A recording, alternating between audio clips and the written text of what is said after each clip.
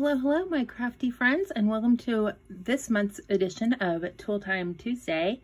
This month, we are going to be talking about how to use your sewing machine or sewing on your paper or in your projects. I just wanted to start out with some examples of how I've used stitching using my sewing machine. That's my preferred way of stitching. I don't have the patience to sit and hand sew a project, but I have seen some really beautiful examples of how to do that. But I like to use stitching to create interactive elements in my albums, such as a pocket. So for this example, I actually stitched on this piece of paper and used it to add this pocket right here, just using a zigzag on my machine. And I just used what's called variegated thread, which has multiple colors in one skein of thread. And it's actually quilting thread, which is super heavy, a heavier weight. And then for this one, as you can see, is a pocket that I've used to create another pocket here, just stitching that element on there. That's just a journaling card that was on a cut apart. So there's a lot of different ways you can incorporate stitching. You can use it to stitch down elements into your album, and I just love it. This one, all I did was I just did it as an accent. I just thought that would be really pretty to have that showing the accent. You can use stitching to add extra texture, or you can just use it as a way of adding a pocket or actually adhering an embellishment onto your page. So that's one way I like to do that in that album. I'll also do it on my separate pages. Like for this one, I used it to add this little strip of vellum right here on the diagonals, and I used a zigzag stitch to create an actual extra element because I really wanted to highlight that diagonal. So I added the stitching on there. And then on this one, I used it to kind of hold my paper down, but also add another visual element.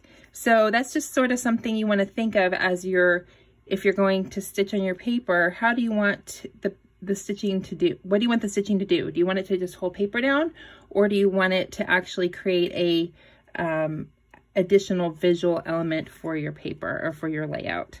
So on this was a scrap lift, which I have a video for, but if you look at the original that we scrap lifted from, she didn't stitch anything. I just did that because I thought it would be an additional fun element. Also because this month we're doing stitching, so I wanted to include that. So my project I'm gonna do today is similar to this one, and I'll show it to you in just a moment, but I wanted to go through a little bit of a walkthrough about the sewing machine, just so that you can get an idea of what we're talking about. Some people have never used a sewing machine, and so I'm going to try to walk you through. This is a Singer Featherweight. It's a vintage machine. I'm not even sure which year it's from. It only does two things. It goes forward and backwards. It doesn't do zigzag. It doesn't do any fancy stitches. It just does forward and backward. And my cat is going to try to eat the thread because he always does that. So you have a couple things when you're sewing. You have a top thread, which mine is over here on this big spool for this particular machine. I like to use the giant spool, and so that's the one I use. And it's a cream color thread. And then it's threaded, and it goes through the top needle, which is the top stitch. You also have what's called a bobbin. Let me talk about the bobbin in a minute. You have a presser foot. This is a presser foot. Mine is kind of clear on this machine. The presser foot goes up and down. The bobbin is under here in this machine. Oh my goodness, this machine is so dirty. Okay, so the bobbin comes out like this, and it's a bottom thread. And let me show you. Actually,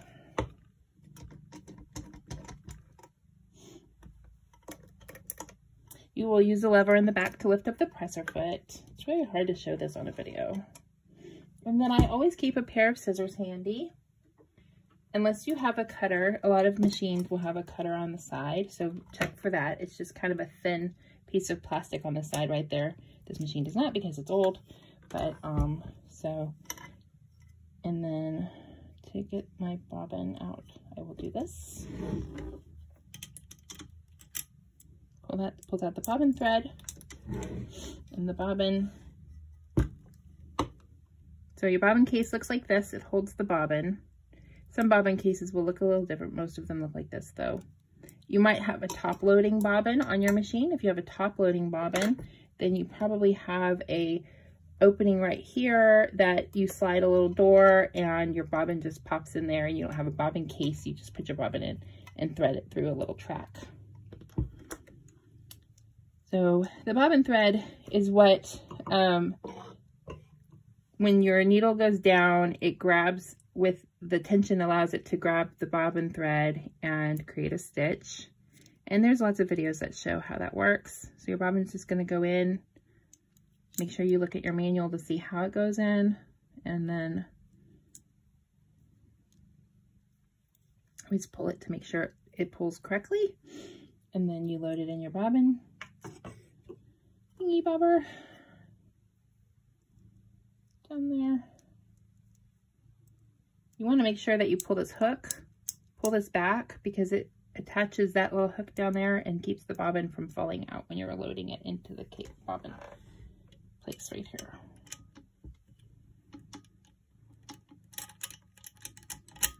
Like that.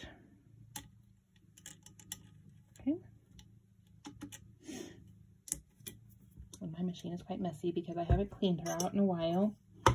She needs a spa day. Now, to get your top thread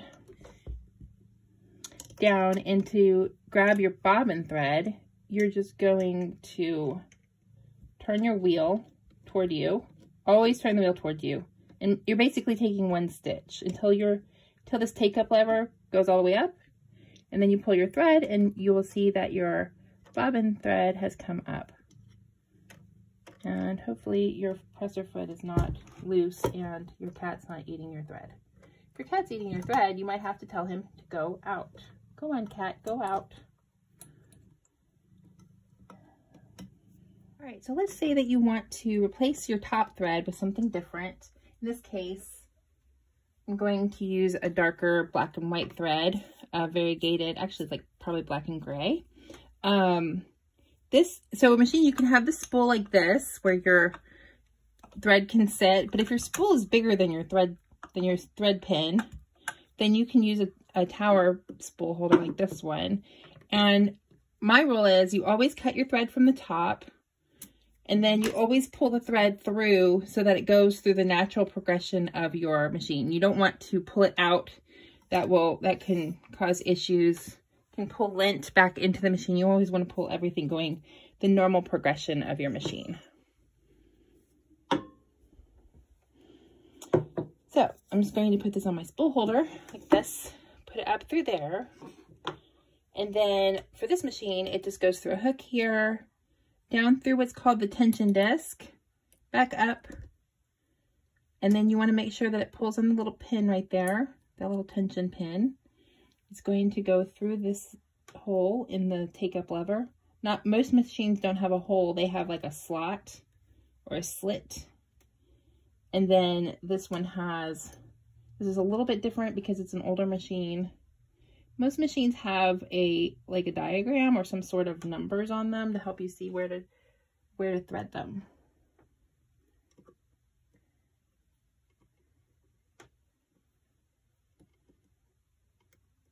This one has to be a little bit more difficult because it's old. Okay.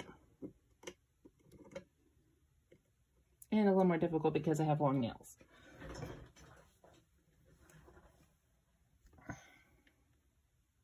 Another important thing you want to make sure you have with your machine is your pedal. This is not the presser foot, this is the pedal. Okay, pedal, presser foot. Presser foot holds creates tension on the top thread so that it can make a stitch. And then make sure you have your power cord, and mine is all one piece and it just attaches on the side. So you definitely want to make sure you have that when you're working with your sewing machine. If you don't have that, you're going to kind of be out of luck because nothing will work. All right, so your pedal goes on the floor, and then it's just basically like driving. It's going to move forward. So everything that you do, you want to make sure that you're sewing, and then you're planning to sew forward on your page. or on your project. And what I like to do when I sew is I like to tack down what it is that I'm going to sew. So I have my pieces. They're going to go in strips like this. My page. Maybe this one won't make it because they're kind of big. I distressed these pieces. These pieces are about 5 3/4 by 1 inch wide. They were left over from my other project that I did. So what I like to do is use my tape runner, and I'm gonna tack them down a little bit on one side. So just put a little bit of tape. You don't want a lot because when you stitch, you don't really want to be stitching over glue of any sort unless it's wet glue that dried, because it can cause your needle to get kind of gummy, and that causes issues. So I would say try to avoid putting a lot of tape on things if possible. I'm just doing a little tiny bit. I'm trying to keep it over to the side because when I stitch, I'm going to try to go down the middle. So this way it'll be along here and I'm stitching down the center, and it won't hopefully hit the tape. If it does, you can always clean your needle or change out your needles with something else. You want to avoid issues. It's good to avoid issues. But you do want to have things tacked down because otherwise it can be a pain to have to try to sew it when it's not tacked down.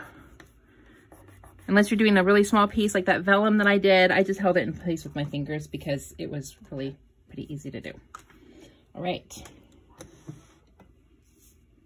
So before you start, you might want to practice on another piece of scrap paper or even fabric just to make sure, especially because I just re-threaded the machine. I wanted to make sure everything was good as far as the tension on things. It looks pretty good to me, but what you would do is you just put your paper, I put 2 strips of paper just because I wanted to practice it, under the machine. And what I like to do is start it right about where, like on mine, on the page, I'll probably start it at the top of the page. And then I always put my needle down, okay? So it's kind of hard to do at an angle, but turn the wheel, put the presser foot down first, turn the wheel until your needle goes into your paper. And then when you start sewing, before you start sewing, hold that thread that you have. Make sure your top thread is underneath your presser foot. And that way, when you start, you avoid the risk of having a little nest created from that thread. Sometimes the tension can cause the thread to get sucked back up. And so if you hold it and if you have your needle down, it can prevent that. Also, if you want to back stitch, you can. You just stitch a few stitches and then you reverse, which on mine, you just flip this lever up. A lot of times there's like a U-shape reverse arrow looking thing, a U-shape arrow, and you hold that button down and you press the button. It'll sew going forward and over what you already sewed. So it kind of locks your stitch in. I don't typically do it because I'm a quilter and quilters don't typically back stitch. It's more of a sewing garment kind of thing, but I'm doing it a little bit more now that I'm doing paper, but I still just tend to tie off the threads and not worry about it. So I'll show you how to tie off the threads here in a minute. So you just hold your paper down. I have my needle in, and then I'm just going to start sewing. Press the pedal, and you just kind of guide it along until you get to the end. And then turn your wheel until your needle goes all the way up. If your machine doesn't have an automatic needle up setting, lift up your presser foot, pull out your fabric and your paper, and you know your needle's all the way up when your take-up lever has gone all the way up. So I know it's kind of hard to see, and I apologize. It's really difficult to film sewing, but you can also watch there's plenty of other videos out there, that kind of show that. They probably don't show sewing on paper. So I like sewing on paper just because to me it's less intimidating than sewing fabric. You don't have to worry about right sides together or anything like that. And then you have your stitching. Okay, so let me show you how to do it on a project. This is the one that I'm working on. Like I said, I'm going to do it. I know my tape runner is right here, so I'm going to aim to go down the middle. And for this one, I'm going to add the element of the stitching as part of the page, so I'm going to do it across the whole page.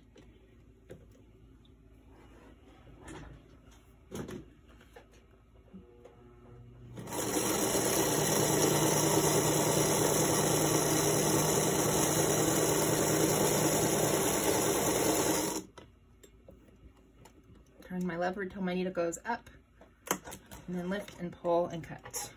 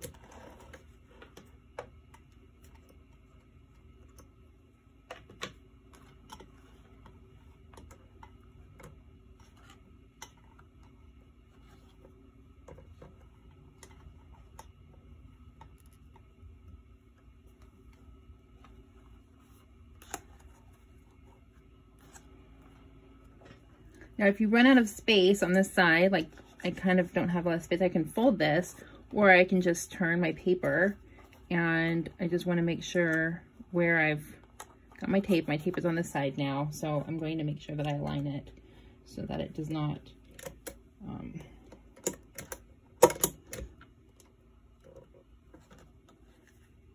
run over the tape runner.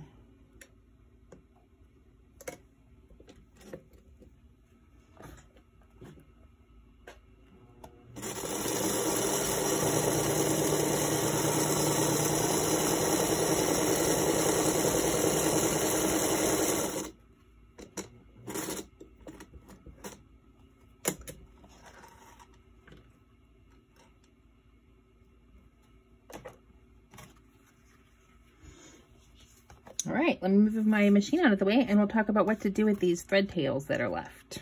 So you have these thread tails left and you have this back of your page, and it's kind of up to you if you want to leave your thread tails loose. Some people like to do that for extra texture. You could do what most sewers will do, which is pull your thread to the back of the project and tie a knot. You could do that. And all you need to do that is you pull your back thread, you turn your paper over, and you find the thread that's on the back. Mine is white or kind of that cream color. And you gently pull it, and it will pull the stitch that you created with the top thread. It'll create a loop, and you can pull that through. Just gently tug on it. It will pull the top thread through. And so from there, you can tie a knot right here if you want to, if your thread's long enough, or you can do what I like to do, which is just put a piece of tape on the back. And you can decide if you want to use like a decorative, like a washi tape, or if you want to just use some plain Scotch tape will work as well too. And that's what I've been using a lot lately because it's just, I know it's going to stay. Washi tape is not always the best as far as sticking down. So I'll just use it because I'm probably going to end up putting something on the back of this page anyway. So I'm not worried about people seeing the back or anything like that. And so that's what I like to do. If you really don't want to have long thread tails, you can tie a knot and then trim it down to where it goes. And if you backstitch, you're locking in your thread, so you're not going to be able to pull that thread easily. But you could just trim off the threads if you've backstitched over your thread, if that makes any sense, to lock the thread in. So I just like to pull it through and then grab some of my clear tape and tape it down. I also sometimes will keep my roll of washi tape on my the spool pin of my sewing machine, and that's where I will grab my tape and tape it down sometimes too. One more thing, a handy tool to have if you're going to be sewing on paper or sewing at all is, of course, the seam ripper. This is helpful, and I don't know that it will work as much for sewing on paper, but it's always useful to have a seam ripper around. It has a really sharp point. It can help you if you need to gently pull a piece of thread through or something like that. It can help you with that. So it is handy to have one, and I would definitely make sure you get a nice one. A nice one with an ergonomic handle is usually very helpful. Okay, so I'm gonna just pull these through, tape them down, and then we will work on adding our embellishments to the top of this page. All right, so I'm going to speed this part up and enjoy, and then we'll see some close-ups at the end. And I hope that you enjoyed this tutorial on how to use a sewing machine and how to use stitching on some different scrapbook layouts. Don't forget to go check out all the other folks who are hopping on this hop. This is fun hop that we do actually every Tuesday, but different groups do it every Tuesday. And we will have another hop next Tuesday with another group for the end of February. And then we'll start over again in March. So thanks so much.